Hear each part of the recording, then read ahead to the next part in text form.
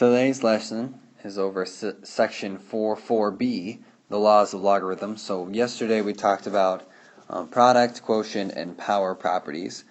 So we've already kind of written these down, so you already have these in your notes. So if you don't have them, you can write them down, but you can choose to just glance over these real quick.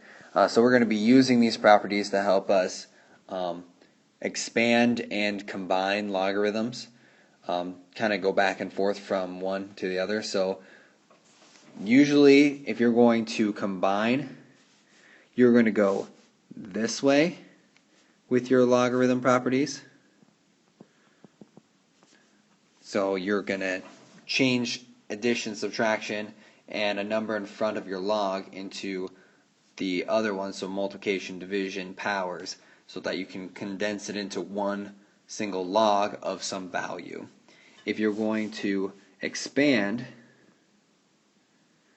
then you're going to go the other way. So you're going to take multiplication and division and powers and change them into addition, subtraction, and then like a scalar multiple in front of your logarithm. So that's kind of the different directions of how you use the properties. So, and you've already seen these before, so this is just going to be kind of more of a refresher to kind of see what we're looking for and what you can kind of see with this kind of stuff. So the first example wants you to expand the following logarithm. If you have log of a times the square root of b all over c to the 8th, and they want you to expand it. That means that usually the first property that you need to get rid of is the quotient property, if there is quotient property. Okay, it usually goes quotient and then power and then product. And maybe I should write that down for you. So if we're going to expand, you want to go quotient, then product, then power. Okay, and then if you're going the other way, power, then product, and then quotient. Now, there are some exceptions to this rule. It depends on where your stuff is, and so a general basis is kind of this term, kind of like an order of operations kind of thing with it. But there are some different exceptions that you need to be aware of for the stuff that'll catch you. Okay, so if for this one I just have the three basic properties here. So quotient property would be the first. So I'm going to separate those. Now notice my base is 10. Now each log has the same exact base, so they don't change or anything.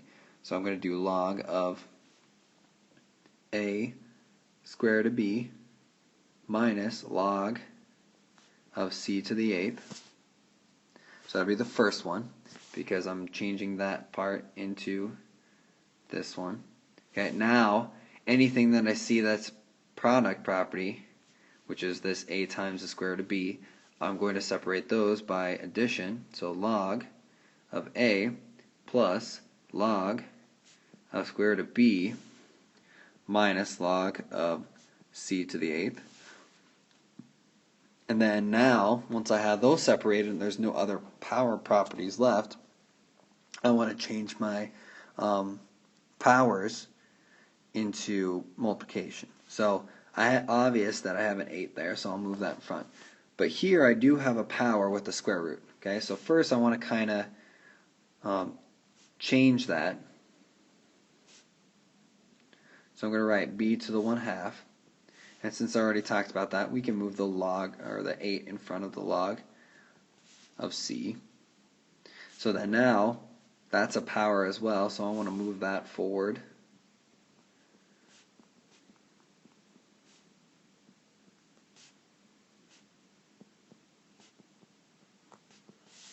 Okay, so then that would be my expansion of this log of a times square root of b all over c to the 8th. Okay, now going the other way, I want to combine. So first I want to look for powers. So numbers that are in front of my logs, or ln's. Remember, natural logs work exactly the same way for your properties. They do not change one single bit.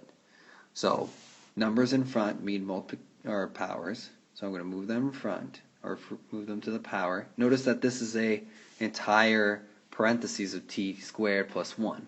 Okay. The addition there inside the ln is not product property. Okay.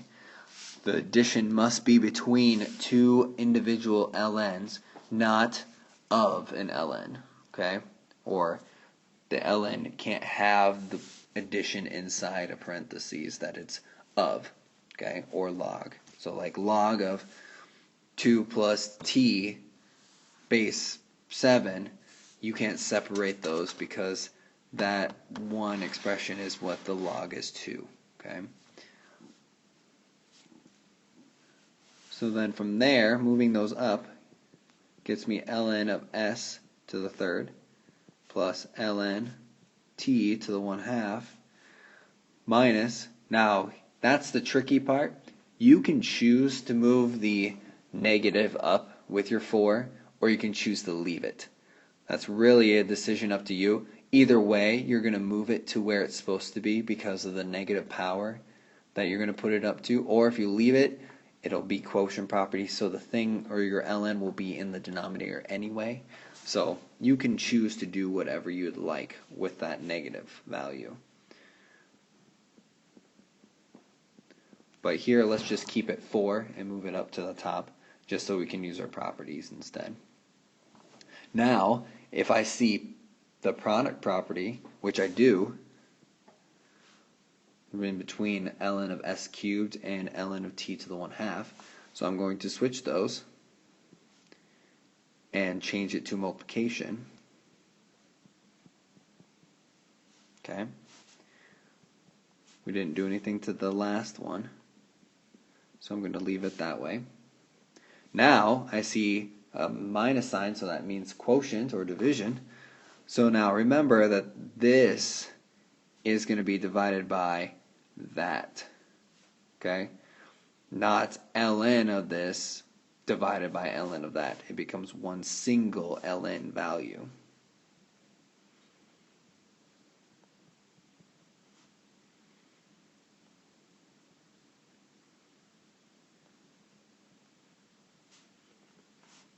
Okay?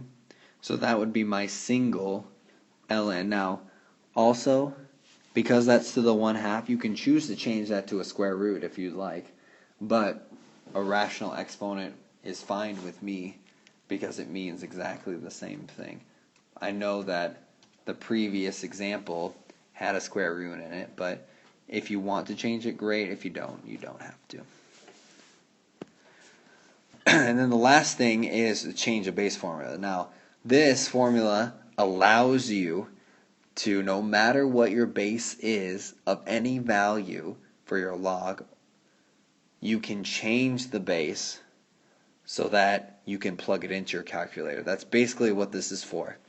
This is before, like, there was a button that actually did this for you. I think some calculators have this.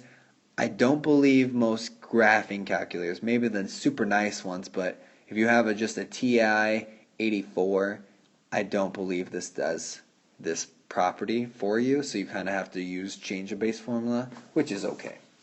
So here, what change of base formula does is log of a base b. Base b is some value that's not 10 or e, so I can't use my calculator for it currently.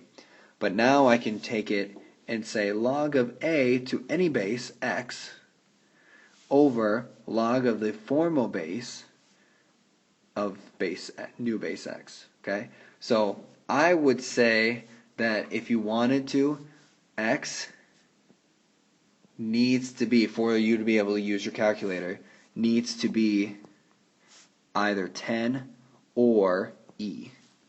Okay, so you need to use your common log or your natural log to be able to use your calculator.